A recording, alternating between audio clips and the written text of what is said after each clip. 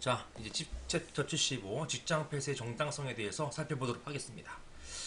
여러분 보시는 것처럼 2017년도에 공인노무사 시험에서 기출된 바가 있습니다.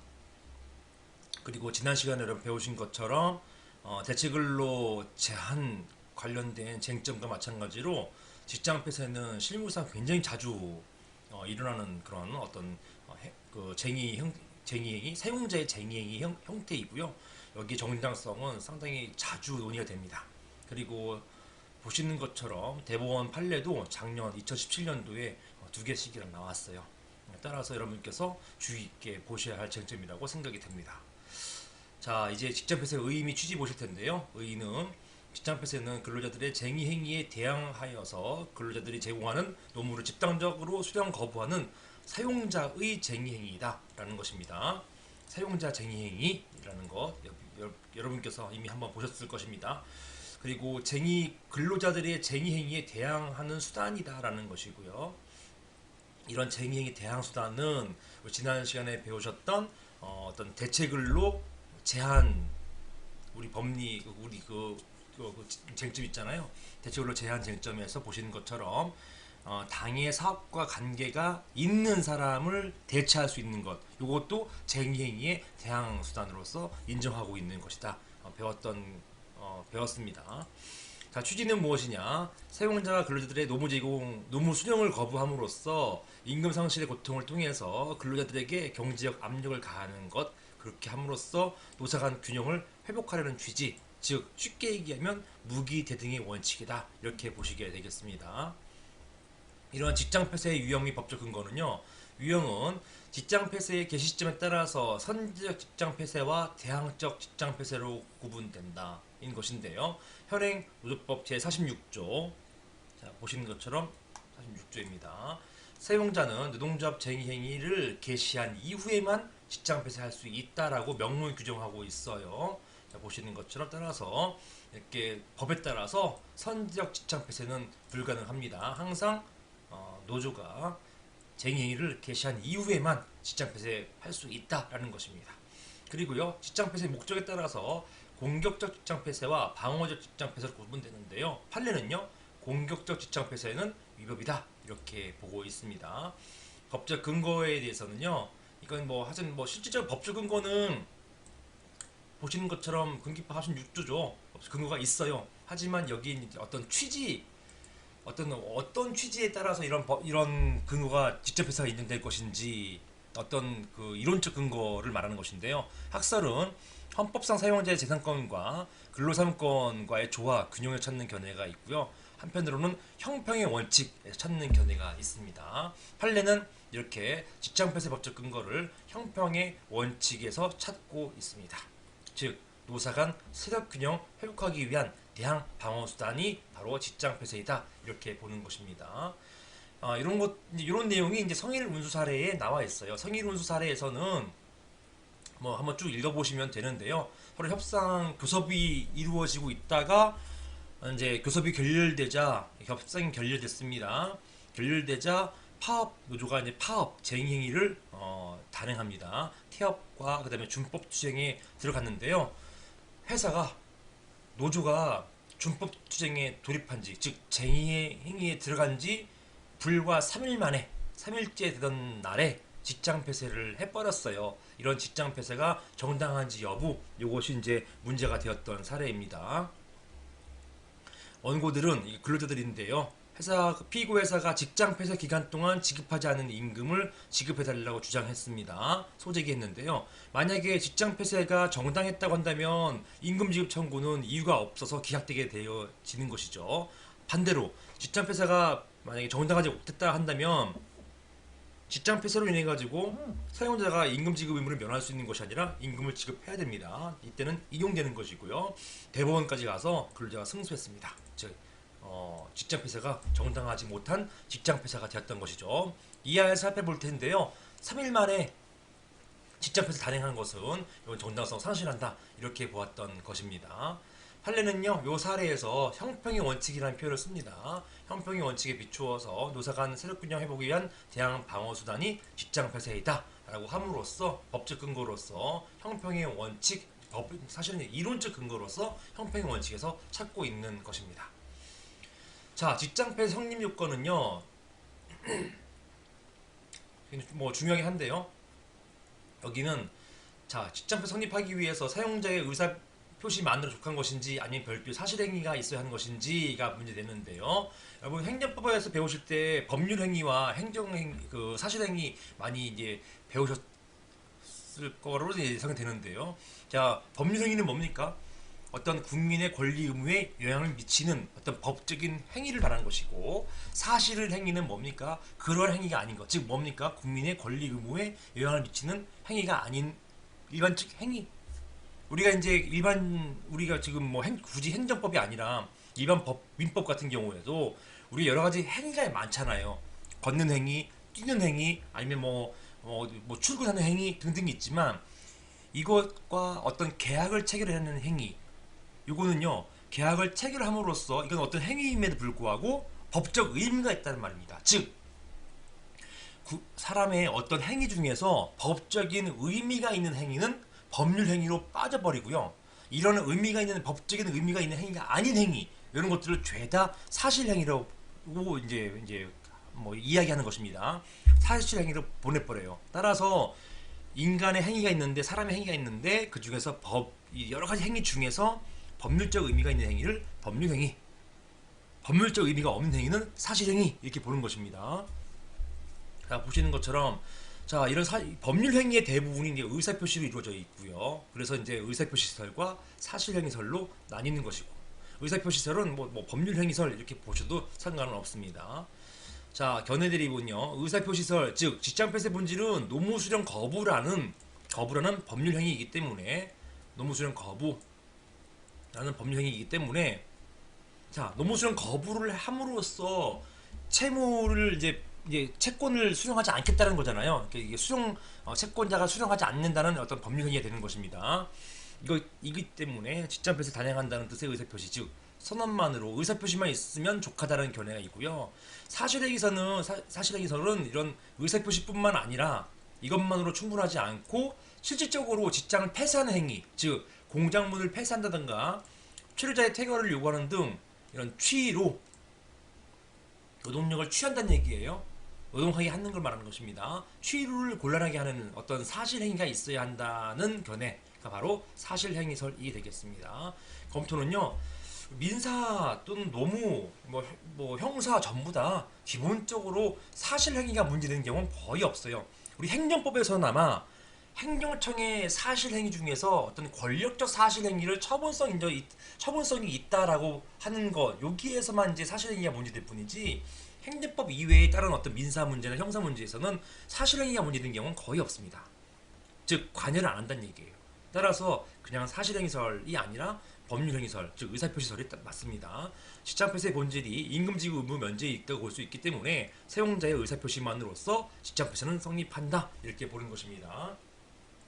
행정법 파트 외에는 사실행위가 크게 문제되지 않아요.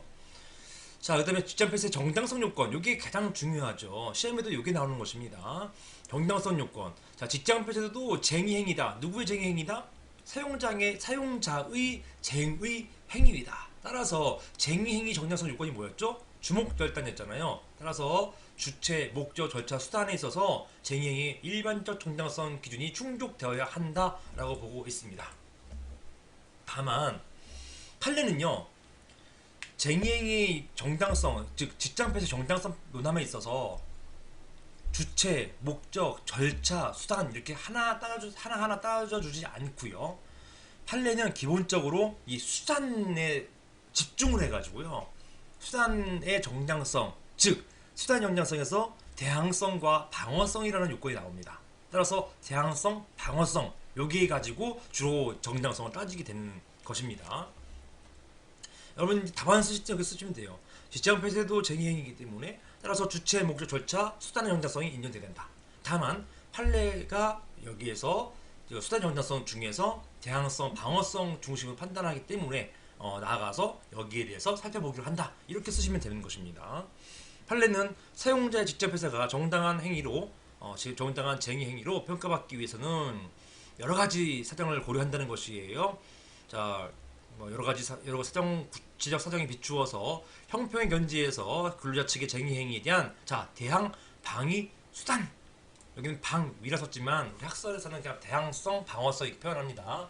이렇게 대항 방위 수단으로서 상당성이 인정되는 경우에 한한다 할 것이고, 이게 판례가 주목 절차가까지가 아니라 수단의 정당성 요거 위주로 판단하고 있다 이렇게 보시면 되겠어요. 대항 방위 수단으로서 상당성이 인정되는 경우에 한한다 할 것이고, 그 직장 폐쇄가 정당한 쟁의로 평가받을 때 비로소 사용자는 직장 폐쇄 기간 동안 대상 근로자에 대한 임금 지불 의무를 면한다 이렇게 판시했습니다.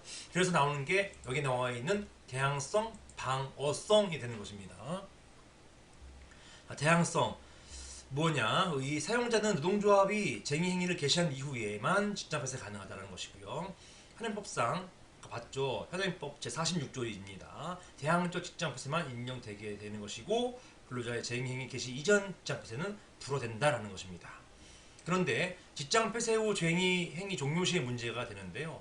보시는 것처럼 근로자가 쟁의가 개시되어서 사용자가 직접 폐쇄를 한 이후에 근로자가 쟁의 행위를 중지하고 또는 노무 제공 의사를 밝힌 경우에 쟁의 행위가 종료된 경우에 사용자가 계속해서 직접 폐쇄를 할 수 있는지 여부가 문제된다. 이 문제는요, 조금 뒤에 배우실 방어성하고 거의 유사한 논의이고요. 연결은 됩니다. 그러니까 여기서도 논해지고 이 방어성에서도 논해진다 이렇게 보시면 되겠어요. 여기에 대해서 전해드리군 직장 폐쇄 긍정설 뭐냐? 여전히 직장 폐쇄이다. 즉 노조가 쟁의 행위 이제 중단 의사를 밝혔음에도 불구하고 사용자는 여전히 직장 폐쇄를 할 수 있는지 여부에 대해서 긍정하는 견해가 있습니다. 파업 종료 선언 후에 직장 폐쇄를 계속한다 하더라도 그것이 당연히 정당성을 상실하는 것은 아니라는 견해입니다. 즉 노동조합이 평화적 교섭에 의한 분쟁의 타결 가능성을 구체적으로 제시하거나 직장 폐쇄 유지가 무의미하게 된 경우에만 위협에 지게 되는 경우라고 보는 것이고요. 자, 직장 폐쇄 부정선은요. 직장 폐쇄는 근로자 쟁의 행위에 대한 대항 행위이기 때문에 근로자의 쟁의 행위가 존재하지 않게 되는 이상 사용자의 직장 폐쇄는 대항성 요건 상실한다. 즉 대항성 요건 상실해서 결론적으로 직장 폐쇄 인정 안 된다라는 것입니다. 언제? 노조가 파업을 철회했을 때 이를 말하는 것입니다.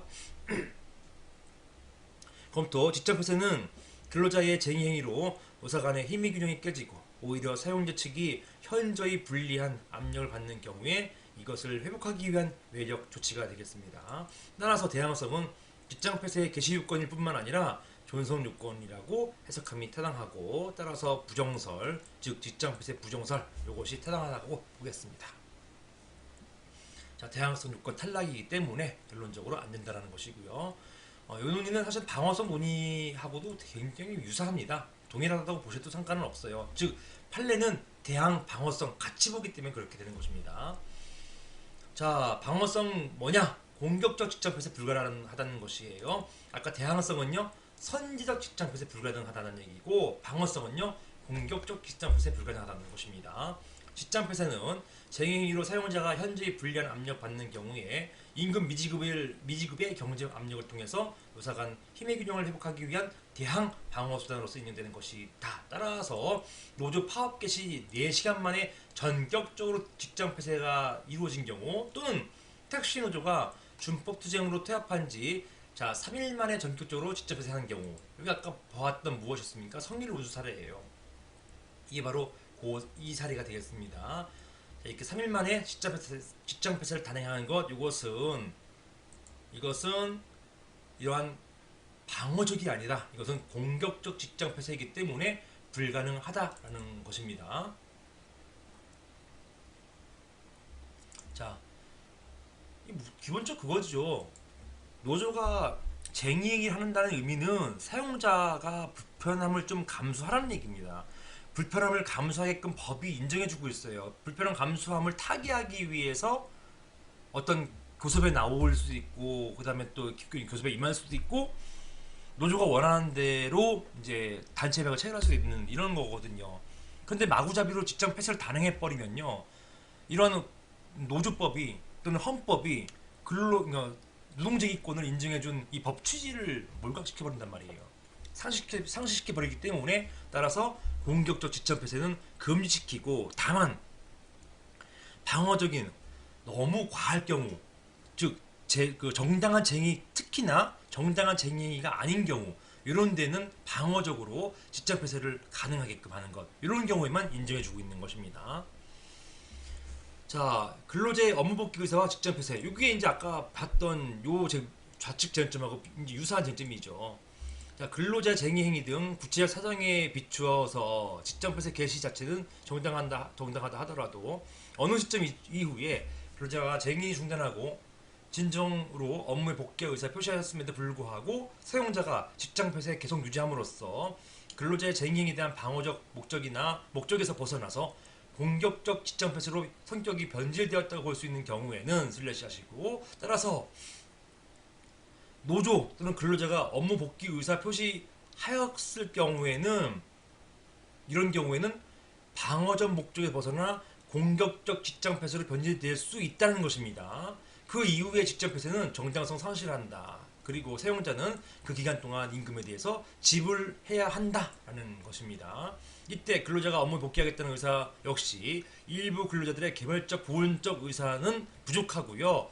복귀 의사는 반드시 조합원 찬반 투표를 거쳐서 결정되는 것은 아니지만 사용자가 경영의 예측 가능성과 안정을 이룰 정도로 집단적 객관적으로 표시되어야 한다, 이렇게 보았습니다. 요거 암기해 두셔야 돼요. 이런 업무 복귀 의사 표시는 개별적 부분적 안 되고요, 집단적 객관적으로 표시되어야 한다. 요거 판례가 이렇게 보았던 것입니다. 자, 주로 직장 폐쇄의 정당성 인정되려면요, 위협한 쟁의 행위일 때 많이 이루어져요. 자, 위협한 쟁의일 때 주로 직장 폐쇄가 이루어진다. 자, 근로자의 위협한 쟁의 행위에 대해서 사용자가 집단적으로 대항 조치로서 직장 폐쇄할 수 있는지 여부, 이건 뭐 당연하게 인정하는데요. 이런 부정설이 있기 때문에 이제 문제가 되는 것이고요. 기본적으로는 당연히 긍정설입니다. 당연히 긍정설. 부정설은 뭐냐? 이것입니다. 자, 단체별 자치 범위에 이탈하는 위협한 쟁의 행위에 대해서 직장 폐쇄 단행하는 것은 단체 교섭으로 해결할 수도 없고 쟁의 규용 대상도 아니기 때문에 이것은 사업적 부재수단으로 대응하는 것이 원칙이고 직장 폐쇄로 대응할 수 없다는 견해이다 라는, 약간 좀 이해가 안 되는 그런 견해이긴 한데요. 이번 취지는, 이거는 이 직장 폐쇄는 이 단협을 이루어가는 어떤 과정이라는 거죠. 노조 측에 반대되는 사용자의 어떤 쟁의 과정인데, 위협한 쟁의 행위는 이런 직장 폐쇄할 필요가 없다는 얘기예요. 위협한 쟁의 행위는 이건 그냥 직장 폐쇄할 필요 없이 형사로 해결하든가 아니면 해고로 해결하든가 하면 좋겠다는 것입니다. 굳이 직장 폐쇄할 필요 없어, 이런 것입니다. 왜요? 정당한 쟁의 행위가 있을 때 대등하게 어떤 세력, 힘 균형을 이루기 위해서 직장 폐쇄를 법이 인정해주고 있는데요. 이 노조 측의 어떤 그런 노동쟁의가 이게 정당한 쟁의가 아닐 경우에는 아예 대항할 수 있는 대항할 필요도 없다는 얘기. 아예 이게 없어지기 때문에 대항할 이유가 없다는 얘기예요. 이거는 그냥 법으로 해결하면 되는 것이지 직장 폐쇄할 필요가 없어요, 이런 얘기가 되겠습니다. 약간 이해가 약간 좀 어렵죠. 그것입니다. 그러니까 직장 폐쇄는 전제가 정당한 쟁의 행위일 때 여기에 대한 어떤 대등성 확보하기 위한 그걸 위해서 인정해 준 것이지, 어떤 정당하지 않은 이런 위협한 쟁의 행위는 굳이 직장 폐쇄 할 필요 자체가 없는 것이다. 직장 폐쇄하지 말고 그냥 형사처벌 부하고 그냥 민사적으로 대응하면 된다, 이러는 것이거든요. 그런데 사용자 입장에서는요, 이런 쟁의 행위가 정당한지 정당하지 않은지를 어떻게 판단해요? 당신 판단할 수가 없잖아요. 나중에 사법부에 통해 가지고 사법적 판단을 통해 가지고 판단되는 것이지, 쟁의 행위가 이루어질 당시는 위협하다 적법하다 단정할 수가 없지 않습니까? 단정할 수도 없는데 무조건 직장 폐쇄를 당시 판단해 가지고 위협한지 판단해 가지고 하지 마세요, 할 수 있겠냐는 거예요. 안 됩니다. 사용자는 대부분 다 직장 폐쇄를 하려고 할 거예요. 따라서 이런 부정설은 약간 좀 이해가 안 되는, 실무상으로는 약간 동떨어진, 그리고 사용자로 하여금 직장 폐쇄를 못하게 강요하는 그런 어떤 그 법이 인정하고 있는 것을 못하게끔 강요하는 그런 견해가 될 수 있기 때문에 지금 이 견해 다른 견해는 많이 없습니다. 거의 뭐 설은 거의 없다 이렇게 보시면 되겠습니다. 검토. 자, 위협한 쟁의행위에 대한 직접해서가 허용되지 않는다면 직접해서가 허용되는 정당한 쟁의행위보다 위협한 쟁의행위가 오히려 더 보호받는다는 모순이 발생한다. 따라서 긍정설 타당하다 이렇게 보겠습니다. 부정설은 뭐 나름 의미는 있겠죠. 하지만 그 실무상으로는 전혀 이제 받아들여지지 않고 납득이 좀 어려운 부분이 있습니다. 그 이유는 뭐냐?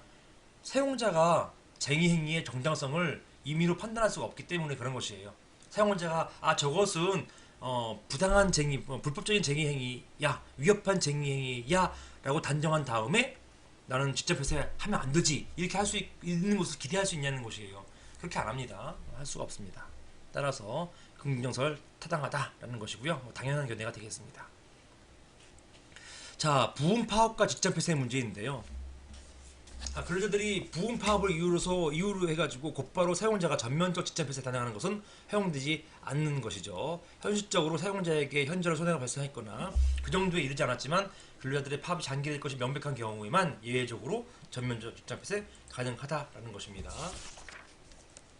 자, 그 다음에 그 쟁행위 불참가 조합원 이런 사람들 부분파업, 지면파업 등 일부 조합원만이 쟁의행위에 참가하는 경우 사용자로서는 이로 인해서 조합이 중단되고 그럼에도 불구하고 불참가 조합원에 대해서 임금 지급 의무가 있기 때문에 이것을 면하기 위한 직장 폐쇄 일단 가능하게 되겠습니다. 자, 부분 파업이 있고 나머지는 일하고 싶어요. 그런데요, 이 부분 파업으로 인해서 전체 예를 들어서 컨베이어 벨트에 돌아가는데 일부 부분이 파트가 없어지면은 그 일이 없으면은 이 상품이 완성이 안 되잖아요.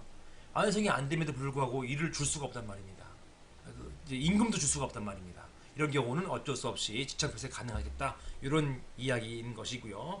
그 다음에 비조합원 파업, 쟁행위 불참가 조합원 또는 비조합원 파업과 직장 폐쇄, 이제 조합원이 아닌 비노조원의 파업과 직장 폐쇄입니다. 자, 쟁의행위 기간 중 사용자는 비조합원에 대한 임금 지급 의무를 면하지 못한다. 이를 면하기 위한 직장 폐쇄 가능한지 여부가 문제된다라는 것입니다.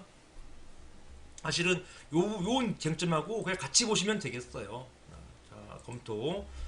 여기에는 옆에 쓰세요. 여기에는 옆에 페이지 97페이지 쓰십시오. 여기 페이지 97페이지하고 관련 있는 부분이 되겠습니다. 97페이지 휴업수당 관련된 부분인데요. 97페이지 일단 써놓으시고 참고해 보시면 되겠습니다.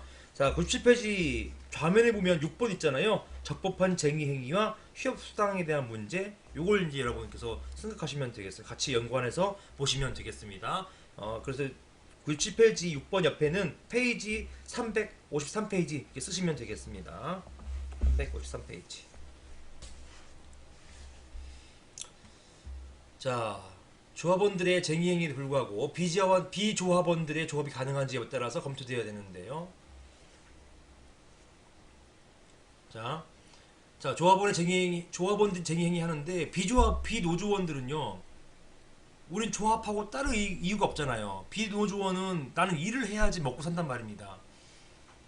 돈을 벌어야 될 거 아니에요. 근데 노조가 어떤 일을 한다고 쟁의행위 한다고 해가지고 직장 폐쇄 단행해버리면 정작 일을 하고 싶어하는 비노조원들은 급여 이제 수령 기회를 상실하잖아요. 이제 급여 월급 받을 수 있는 기회를 상실해 버리잖아요. 따라서 이런 경우에도 직장 폐쇄가 가능한 것인지 여기 대해서 견해가 이제 이런 견해가 있습니다. 첫 번째, 자, 조합원의 쟁의 행위에도 불구하고 비조합원의 조합이 가능한 경우, 자, 이런 경우 노무지급 의사가 있는 근로자에게는 노무 제공을 허용해야 된다라는 것입니다. 왜냐? 돈을 벌어야 되기 때문에 그런 것이에요. 다만 이 경우 사용자는 비조합원인 근로자에게 임금 지급 의무를 부담하겠죠. 따라서 이로 인해서 막중한 경제 손실을 경감할 필요가 있고 그 밖에 방어성 요건 갖춘다면 비노조합원들을 대상으로 한 직장 폐쇄 정당성도 인정된다. 이거는 어쩔 수 없는 경우 실질적으로 움직일 수 있지만 너무나 막대한 어떤 손실인 경우 그때를 말하는 것이 되겠습니다. 그 다음에 비조합원만으로 조합이 불가능한 경우, 이건 비조합원만 있을 때 어떤 컨베이어 벨트에서 일부분이 파업으로 인해서 나가버렸어요. 나머지 작업이 전면 불가능해집니다. 이런 경우에는요, 자, 첫 번째 비조합원 근로자 임금 문제는 근기법자 45조 1항의 휴업수당, 요거 방금 전에 여러분들 펼쳐보셨던 97페이지에 나왔던 부분이잖아요. 휴업수당의 지급사유인 규칙사유 해석 여하에 따라서 결론이 달라지게 되는 것입니다. 쟁의행위로 인한 조합중단이 사용제 규칙사유가 아니라고 본다면 휴업수당 지급 의무 자체 발생하지 않기 때문에 그것을 면하기 위한 직전폐쇄는 애당초 성립 불가능하지만, 이것을 규칙사유로 볼 경우에는 돈 줘야 되잖아요. 수업수당 지급해야 되기 때문에, 따라서 이것을 막기 위해서 직장폐쇄 가능하다, 이렇게 경우를 나누어서 보게 되는 것입니다. 자, 뭐 어쨌든 기본적으로 그거예요. 비조합원의 비조합원, 이거는 비조합원의 파업이 아니죠. 사실은 제목이 틀렸네요. 파업과 비조합원과 파업으로 인한 비조합원과 직장 폐쇄 문제, 이렇게 보시면 되겠습니다. 제목이 조금 이상하네요. 파업을 했는데 비노조원들은 돈을 벌어야 될 거 아니에요. 이런 경우에도 파업을 강행할 수 있느냐에 대해서, 자, 첫 번째 비조합원만으로도 회사 운영 가동이 가능할 경우에 이때는 직장 폐쇄 안 된다는 것입니다. 하면 안 된다는 얘기예요. 하지만 그럼에도 불구하고 예외적으로 막중한 손실이 있을 경우에 예외적 가능하다는 것이고요. 그 다음 비노조원으로 조합이 아예 불가능할 경우에 이때는 요것을 사용자의 규칙 사유로 볼 경우에, 그 경우에는 규칙 사유로 보기 때문에 사용자는 휴업수당을 줘야 되잖아요. 따라서 휴업수당을 주지 않기 위해서 직장폐쇄 가능하다, 이렇게 보게 되는 것, 요것이 바로 지금까지 여러분께 보신 요 논의가 되겠습니다. 자, 직장폐쇄 효과는요, 임금 지급 의무를 면제한다. 직장폐쇄 정당한 쟁의로 평가받을 때 비로소 직장폐쇄 기간 동안에 근로자에 대해서 임금 지급 의무를 면한다, 이렇게 보시겠습니다. 자, 방해배제 효과가 있는데요. 자, 파업의 실효성 확보를 위해서 쟁의 기간 중에 근로자들이 직장 정거하는 경우, 이에 대해서 직장 폐쇄하면서 직장 정거의 배제, 즉 퇴거를 요구할 수 있는지, 여기에 대해서 이제 문제가 되는 것이고 상세하게 다룰 것입니다. 여기에 대해서 위협한 직장 폐쇄인 경우, 위협한 직장 점거인 경우, 부분적 병동적 직장 점거는 좀 이따 보시겠지만 다음 챕터 때 보실 거예요. 정당성이 있는 것이, 하지만 전면적 배타적 직장 점거 하면서 쟁의하는 거, 이거는 위협합니다. 이 경우는 정당성이 없는 것이고요. 이 경우에는 당연하게 배제 효과, 직장 폐쇄함으로써 퇴거하세요 라고 할 수 있습니다. 그럼에도 불구하고 퇴거 안 했을 경우에는 퇴거 불응죄 유죄 판결 나는 것입니다. 이게 바로 이제 여기 보시는 것처럼 직장 정거와 직장 폐쇄의 문제가 되겠습니다. 자, 적법한 직장 점거의 경우인데요. 이게 서울시 건축사회 점거 사례인데, 여기 요지는 한번 읽어보시면 요거는 부분적 병존적 직장 점거로만 봤어요. 따라서 부분적 병존적 직장 점거는 이건 쟁행위로서 가능하거든요. 그러면 이렇게 가능하기 때문에 설사 직장 폐쇄를 했다 하더라도 퇴거하도록 요구할 수가 없어요. 이런 경우엔 퇴거불응죄로 처벌할 수가 없게 되는 것입니다. 자, 퇴거불응죄, 이렇게 공동 주거침해, 이게 퇴거불응죄거든요. 퇴거불응죄를 기소했는데 1, 2심 모두 유죄 판결 났지만 대법원은 무죄 판결 나왔던 사례입니다. 자, 이 대부분 경우가 이제 부음적 병존적 직점 점거인 경우인데요. 판례는 직장 또는 사업장 시설 점거는 적극적인 쟁행위를 하는 형태로서 그 점거의 범위가 직장 또는 사업장 시설 일부분이고, 여기 보시면 건축사회에서 여러 가지 행위하기 앞서서 여러 가지 이제 임금 협약, 임단 협의잖아요. 이걸 요구했는데 여기에 대해서 건축사 협회가 응하지 못하고 이게 이 사업국 사업국 폐쇄 조치하는 직장 폐쇄를 단행합니다. 자, 여기에 대해서 쭉 나와서, 그러니까 이제 그 다음에 죄송합니다. 이거 직장 폐쇄는 아니고요. 사업국 폐쇄 조치, 이거는 교영권의 일환으로서 사업국 폐쇄하고, 여기에 이제 대응해가지고 보시는 것처럼 찬반 투표 행위 한 다음에 파업에 돌입하죠. 그 다음에 파업 개시 후에 4시간가량 경과한 시점에서 전격적으로 직장 폐쇄를 취하게 되는 것입니다. 아까 4시간가량 경과한 시점에서 직장 폐쇄 한 경우 있잖아요. 그게 바로 요 사례가 되는 것입니다. 이렇게 되자 피고 이제 우리 노조 측에서는 건축사협회 회의실 안에 있던 여기 여기 안에서 바닥에 매트 깔아놓고 상주하는 방법으로 회의실 점거했는데요. 이때 회의실을 이제 못 사용한 거죠. 그러니까 회의실 사용하지 못하니까 어떻게 했느냐? 회의는 어디서 했느냐? 인근 식당에 가서 중국집 식당에 가서 뭐 먹으면서 했단 말입니다. 크게 방해받지도 않았었어요. 이렇게 여기 음식점 등에서 임원회의 진행하기도 했다는 것입니다. 이런 경우 즉 회의실에서만 전체를 폐쇄한 게 아니고 전체 점거한 게 아니라 회의실만 점거했단 말입니다. 이것은 일부분이고 그 다음에 평균적인 점거에 지나지 않았습니다. 이것은 정당한 쟁의를 볼 수 있습니다.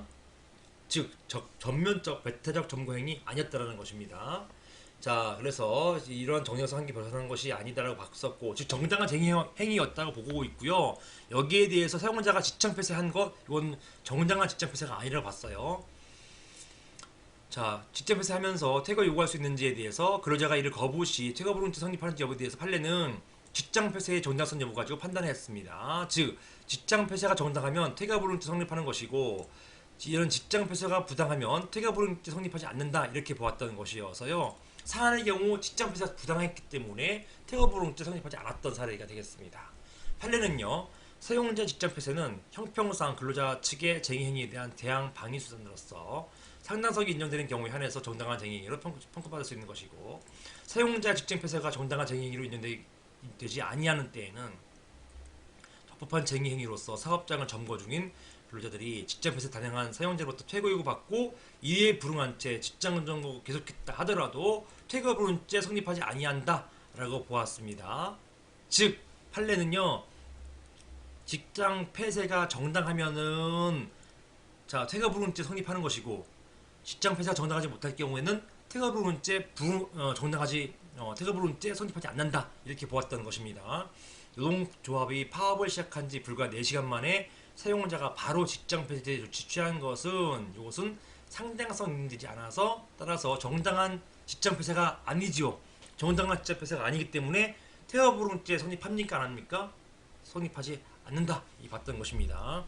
사용자 정정 행위로 인정되지 않고 따라서 사용자 퇴거 요구에 불응한 조합원의 퇴거 불응죄가 성립하지 않는다 이렇게 보았던 것입니다. 자, 정당한 직장 폐쇄 후에 노조 사무실 출입 가부인데요. 정당한 직장 폐쇄를 하더라도 정상적인 노조 활동을 위한 기숙사, 노조 사무실 등에 대한 출입은 허용해야 한다는 것이 대법원 판결이 되겠습니다. 다만 노조 사무실을 노동 활동과 무관한 쟁의 장소로 사용하는 경우 이때는 출입 제한 가능하다. 이것도 이런 판례도 있게 되는 것입니다. 동일한 판례가 되겠습니다. 자, 최근에 나온 상신 브레이크 사례인데요. 자, 보시는 것처럼 자, 이거 보시면 그 챕터 두 번째죠. 근로자 쟁의 행위는 구치사 사정에 비추어서 직장 폐쇄 자체 개시 자체는 정당한다 하더라도 어느 시점 이후에 근로자가 쟁의 행위 중단하고 진정으로 업무 복귀할 의사 표시했음에도 불구하고 사용자가 직장 폐쇄를 계속 유지하는 것, 요거 방어적 목적에서 벗어나서 공격적으로 변질되었다라는 것입니다. 그래서 언제 여기서 이 상신 브레이크 사례에서는 언제 근로자가 쟁의행위 중단하고 진정한 업무 복귀할 의사가 표시되었는지 그게 이제 문제되었던 것입니다. 자, 보시는 것처럼 갑 주식회사가 노동조합의 쟁의행위가 불법 파업에 해당되는 이유로 조합원 전원에 대해서 직장 폐쇄 실시하자 노동조합이 직장 폐쇄가 이루어진 다음 날부터 갑 회사에 여러 차례 근로복귀 의사 표명하는 서면을 보냈어요. 노조가. 그 다음에 을 등은 포함한 조합원 일부 근로제공 확약서까지 발송했습니다. 그리고 이후에 지방노동위원회에 쟁의행위 철회 신고서까지 제출했어요. 이 정도만 하더라도 진정하게 복귀의사가 발현된 거 아닌가요? 여기에서 지방고용노동청이요 갑 회사에다가 자 직장 폐쇄 지속 여부에 대한 재검토 및 성실한 교섭을 촉구하는 서면을 발송했습니다. 그러니까 지방노동위원회까지도 사용자한테 직장 폐쇄 철회해라, 성실하게 교섭해라 이렇게 하는 서면을 발송했습니다. 자, 갑 회사가 이날 서면을 확인했는데 그로부터 22일 후에 직장 폐쇄는 종료되었습니다. 자, 근로자들은요, 가폐사를 상대로 해서 직장 폐쇄 기간 동안 미지급 임금 지급을 구했는데요. 자, 가폐사가 지방고용노동청으로부터 직장 폐쇄 지속 여부에 대한 재검토 및 성실한 교섭 조건 서면 받은 시점.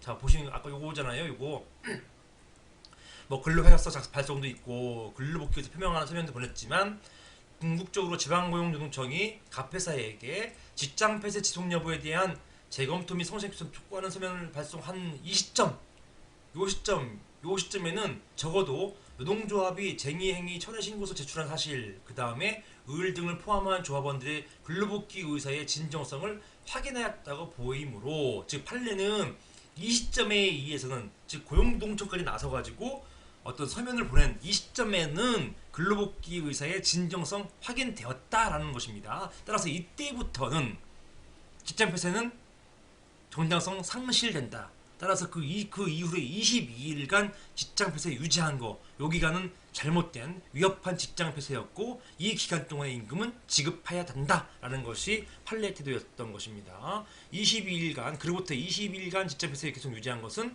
방어 수단으로서 상당성이 있다고 할 수 없기 때문에, 따라서 위협한 직장 폐쇄에 해당된다. 즉 임금 지급 의무 인정했다라는 것입니다. 자, 이런 취지의 이게 이제 판례다. 이게 이제 그 시험 요거하고 요게 이제 시험에 나온 것이죠. 이런 합쳐져 가지고 이제 시험에 출제됐던 것입니다. 근데 뭐 노무사 시험에는 요게 이제 시험에 나왔었어요. 하지만 내용은 법률은 똑같았습니다. 자, 보시는 것처럼 그 여기 보시는 거 마찬가지로, 자, 사용자 직접 폐쇄는 사용자와 근로자의 교섭태도 등등에 비추어서 했던 이야기고요.